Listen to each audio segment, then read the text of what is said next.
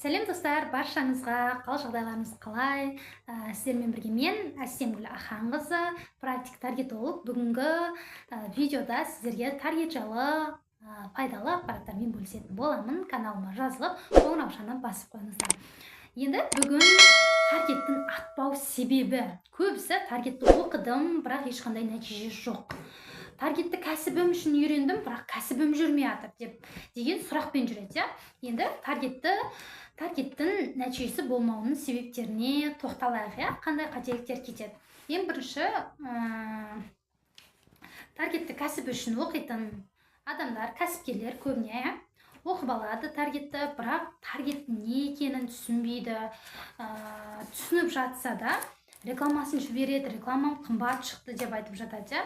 Ол неден? Ең бірінші себеп анализ жасамаудан, зерттемеуден. Егер сіз қандай кәсібіңіз бар, киім сататын болсаңыз, сол киім сататын адамдар сіздің конкуренттеріңіз жайлы ақпараттарды білуіңіз керексіз. Мысалы, сіз киім сатасыз, онлайн сатсаңыз да, офлайн сатсаңыз да, инстаграмда ашасыз да, постке женская одежда Алматы деп жазасыз. Ол сіздің конкуренттеріңіздің инстаграм парақшасы қалай? Сіздің инстаграм парақшаңыздан ол конкурентіңіздің инстаграм парақшасы өте әдемі болуы мүмкін. Оның подписчигі сізден көбірек болуы мүмкін. Ол қалай жасап жатыр, соны зерттеуіңіз керексіз. Так, инстаграмда ашасыз. Ең бірінші анализ деген осыдан басталады, конкурентті зерттеуден басталады. Көбісі бұған мән бермейді, алады да, видеосын алады да, таргетке жібере салады. Сөйтіп видеосы атпай, выгорание болып, депрессия болып, ойбай, ақшам текке кетті деп айтып жатады. Ол неден?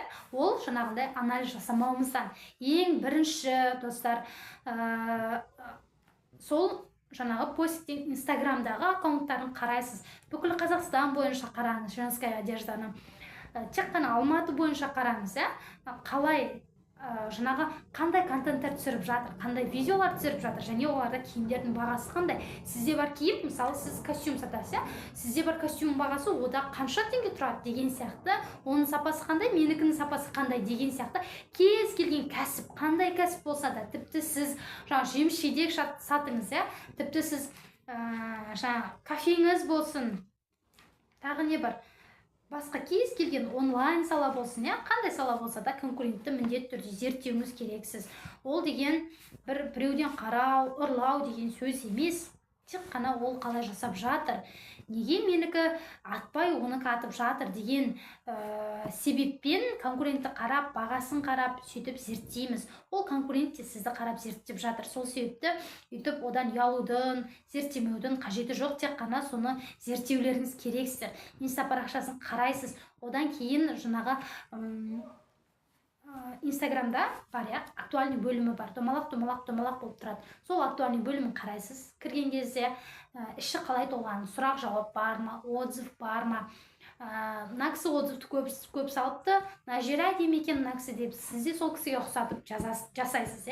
Одан кейін екінші астында видеолар кетеді, контенттері, визуалы қандай, соны қарайсыз. Контенті мынандай қызықты контенттер, мүмкін ол кісі қызықты контенттер түсіріп, адамдарды сонымен тартып жатқан шығар. Адамдарды сонымен баурап алып, сөйтіп продажаға алып келіп жатқан шығар. Соны қарайсыз.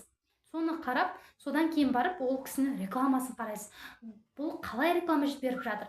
Блогерлерге беріп жатыр ма, әлде таргет жіберіп жатыр ма, таргетке қандай реклама жіберіп жатыр деген сияқты. Оның барлығын алдағы уақытта қараймын, конкуренттің рекламасын қарайтын сайттар бар арнайы, сол сайттардан қарайтын боласыздар. Сөйтіп қарап барып, одан кейін барып, тек қана бұнымен ғана шектелмейміз. Одан кейін сіздің сататын өніміңіз, мысалы, киім болса, ол киім кімдерге керек, целевая аудиториясы кімдер, оның мақсатты аудиториясы сізден сатып алатын кімдер, соны зерттейсіз. Егер сіз көйлектер, әдемі вечерний көйлектер сататын болсаңыз, оның целевая аудиториясы, егер әйел адамдарға сататын болсаңыз, әйел адамдар, қыз келіншектер, ер адамдар оны алмайды ғой. Болмаса бір 18-19 жастағы балалар алмайды, тек қана жасына анықтап аласыз. Одан кейін маған керегі, егер сондай 18 бен 25 жас аралығындағы әйелдерге, қыздарға көйлек сатасыз, соны 18-25 жас аралығындағы әйел адамдар деп жазасыз. Сізден не үшін алу керек, соның барлығын осылай блокнот аласыз да жазасыз. Неге менен алу керек, не үшін алу керек, менен алғанда қандай пайда болған деген сияқты соның барлығына өзіңіз жауап қасына жазасыз. Одан кейін жаңағы именно көйлек алғысы келіп жүрген адамдардың қызығушылықтарын жазасыз. Көйлек алғысы келіп жүр, мысалы мен көйлек алғым келіп жүр, мен жазамын, бағасы осындай болса, шамасы қымбат болмаса, сапасы жақсы, бірақ арзандау болса деген сияқты жазамын. Сосын сіз сөйтіп жазып клиенттеріңізге қолайлы ұсыныстар ұйымдастырасыз, яғни бұл офер деп аталады, қолайлы ұсыныстар, яғни қандай лид магниттер ұйымдастырасыз, адамды тартатын, сразу көргенде тартатын.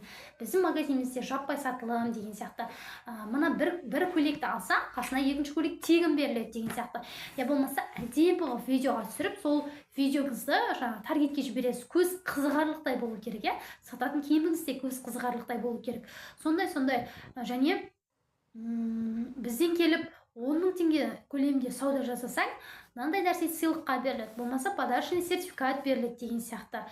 Және тағы да осындай клиенттерге тиімді ұсыныс жасай алсаңыз, клиент сізден міндетті түрде сатып алады. Сол себепті осының барлығын ұйымдастырыңыз. Мысалы, диван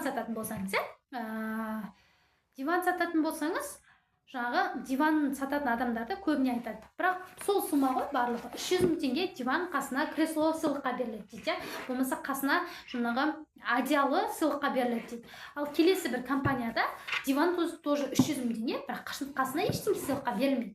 Болмаса диван 280 000 теңге тұрса, 280 000 теңге деп жарнамалайды, бірақ қасына ештеңе сыйлыққа берілмейді. Ал анау адамға жаңағы магазиннен барып сатып алған тиімдірек, өйткені ол бағасын ойлап тұрған жоқ. Қазір адамдарға сыйлық, акция деген нәрселер көбірек жағады. Сол үшін солай ұйымдастырғаныңыз өте жақсы. Ол қатты білінбейді, тіпті ол бағасына қарамайды да.